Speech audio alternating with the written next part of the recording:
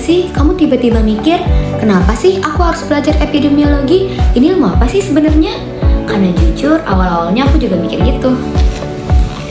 Tapi makin dipelajari, ternyata epidemiologi itu bukan hanya soal angka, grafik, maupun istilah yang sulit. In actually, cara kita memahami manusia dan mungkin cara kita memahami diri sendiri juga. Hai, aku Fatul Aulia dengan NPM 2406342934. Pada video kali ini, aku akan menjelaskan refleksi diri mengenai epidemiologi. Epidemiologi itu apa sih? Versi simpelnya gini, epidemiologi itu ngajarin kita melihat masalah dari kamera yang lebih jauh. Bukan cuma satu orang, tapi satu populasi. Dia ngejawab beberapa pertanyaan klasik seperti siapa sih yang kena, di mana, kapan, dan kenapa bisa terjadi. Karena penyakit itu nggak pernah random, dia selalu ada polanya, ada ceritanya. Aku juga baru sadar, ternyata ngerti dua hal ini aja udah bikin kita merasa lebih paham lagi. Yang pertama itu ada insidensi, yaitu berapa banyak kasus yang baru muncul, dan yang kedua ada prevalensi, berapa total kasus yang sedang ada. Dari angka kecil ini kita bisa melihat masalah ini gede nggak sih, penting nggak sih buat ditangani, kayak kecil tapi impactnya tuh gede banget.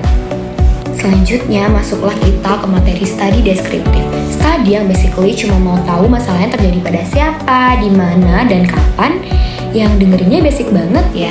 Tapi dari sini kita bisa baca pola, dan dari pola tersebut kita bisa ngerti banyak hal. Terus ada case report. Awalnya aku mikir lah, cuma satu orang, emang bisa ya jadi ilmu? Tapi ternyata dari satu orang itu aja kita bisa nemu hal unik yang gak kedetect di populasi besar. Case report itu seperti membaca diary seseorang, seperti tahu apa gejala mereka, perjalanan mereka, apa yang berhasil dan apa yang gak berhasil. Dan kadang insight besar itu justru datang dari cerita-cerita kecil tersebut. Kalau case report itu satu orang, cross-sectional itu kayak selfie rame-rame. Kita ngumpulin data banyak orang tapi cuma dalam satu waktu.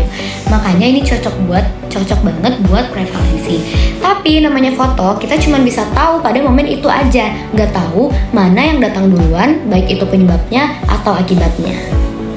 Terus aku belajar lagi, ternyata kesehatan itu bukan cuma tentang sakit apa, tapi juga tentang tidur kita gimana, makan kita gimana, stresnya seberapa, kondisi ekonomiknya gimana, usia, genetik, bahkan perubahan iklim. Dan semua itu bisa jadi faktor resiko yang bisa mendorong kita jadi lebih sehat maupun sebaliknya. Lalu masuk ke konsep kausalitas. Dan di sini aku sadar bahwa dunia ini gak sesederhana A menyebabkan B. Bisa aja mereka itu cuma barengan, dan bisa aja ada faktor ketiga yang atau semuanya alias confounding. Selanjutnya, komponen epidemiologi. Untuk memahami epidemiologi secara lebih mendalam, ada 3 komponen utama yang perlu dipahami, yaitu frekuensi, distribusi, dan juga determinan. Yang pertama, frekuensi menggambarkan seberapa besar masalah kesehatan yang terjadi melalui insidensi dan juga prevalensi. Yang selanjutnya, distribusi. Epidemiologi juga memperhatikan bagaimana penyakit tersebar berdasarkan orang, tempat, dan juga waktu. Terakhir, determinan, yang kesehatan dan penyakit itu dipengaruhi oleh berbagai determinan mulai dari faktor biologis, psikologis, gaya hidup, lingkungan, hingga genetik. Semua hal itu bikin aku sadar bahwa epidemiologi itu sebenarnya ngajarin kita cara mikir. Ngajarin kita buat gak gampang percaya sama apa yang kelihatan di permukaan. Dan ngajarin kita buat peka sama sekitar kita.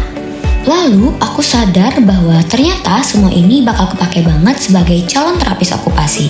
Karena sebelum aku bantu seseorang kembali beraktivitas, aku harus ngerti dulu apa faktor resiko mereka, apa penyebab langsung dan gak langsung kondisinya, dan apa yang bisa mempengaruhi performa okupasional mereka. Jadi epidemiologi itu kayak kacamata yang bantu aku ngeliat klien bukan cuma sebagai individu, tetapi sebagai manusia yang hidup dalam sebuah sistem. Jadi kalau misalkan ada yang nanya, mengapa belajar epidemiologi? Sekarang aku bisa jawab bahwa dengan memahami populasi, aku menjadi lebih mampu memahami kebutuhan setiap individu. Dan buat aku, itu indah. Sekian video refleksi mengenai epidemiologi. Saya Ulfatul Aulia dari jurusan Terapi Okupasi Vokasi Universitas Indonesia. Pamit undur diri, semoga bermanfaat. Wassalamualaikum warahmatullahi wabarakatuh. Dadah.